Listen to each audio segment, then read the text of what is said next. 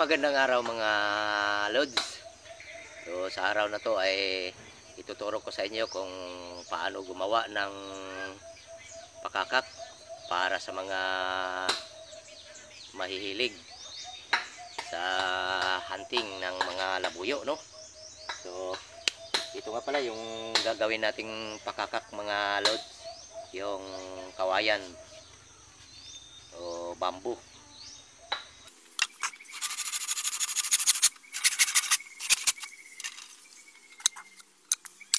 So yan mga lods, ito ang gawin nating pakakak. Mga nagtatanong nga pala kung anong ginagawa na pakakak to para sa mga hunters ng mga labuyo. So kung ayaw nyong gumamit ng speaker ay ganito na ang gawin ninyo.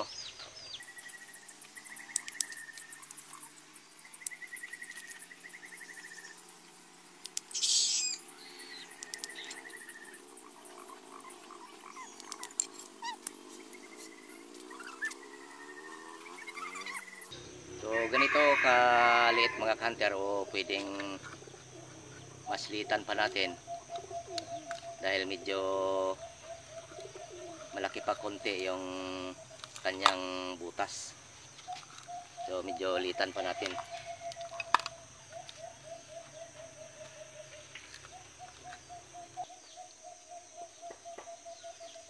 Ito at medyo pwede na mga loads. At pangalawang gawin natin ay gugupit tayo ng plastic. Gaya nito, kahit itong plastic ng Rebisco ay pwede na din.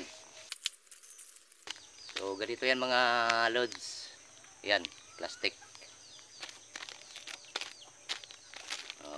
Subukan natin.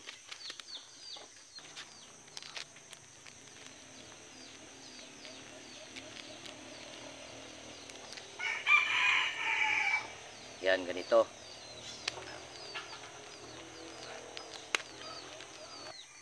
Ang kailangan lang natin gawin ay tiyakin nating malinis dito sa loob ng gawin nating turutot o pakakak. Saka itaob natin. At ang paglagay nga pala ay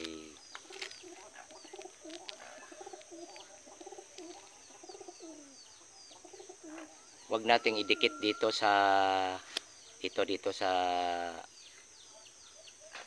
kabila. Kailangan may space. Yan, may space yung plastic. Ayan o.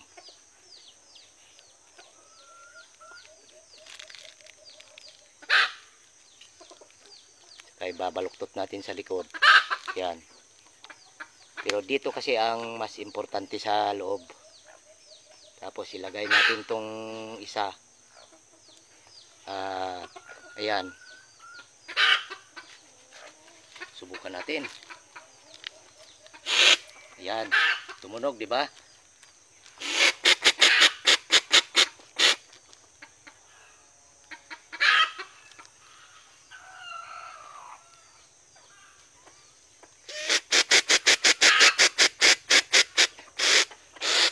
Yan, di ba mga idol? So, subukan nating lagyan ng plastic bottle. Kaya nito.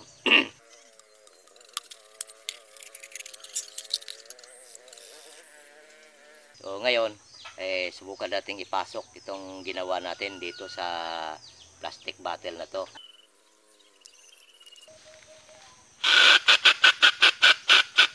Yun, di ba?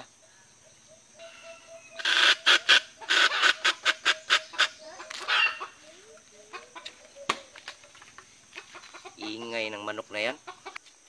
Subukan nating lagyan ng tip o electrical tip para walang singaw.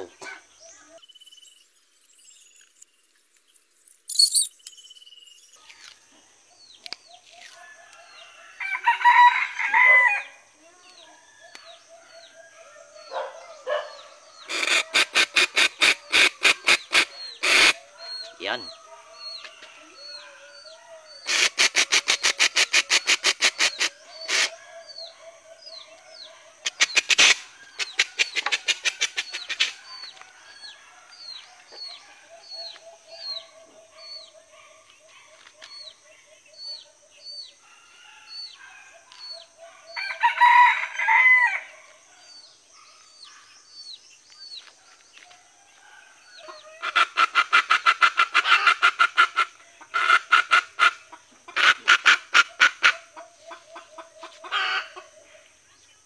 So kung gusto nga pala ninyo na medyo maliit ang tunog ng gagawin ninyo, ay kailangan itong dito mas litan nyo ang dito sa loob, yung konti lang ang butas dito sa loob.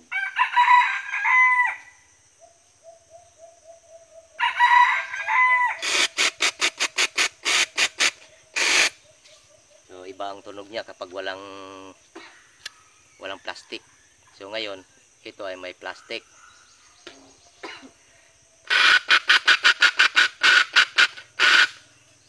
Ayun, 'di ba mga idol?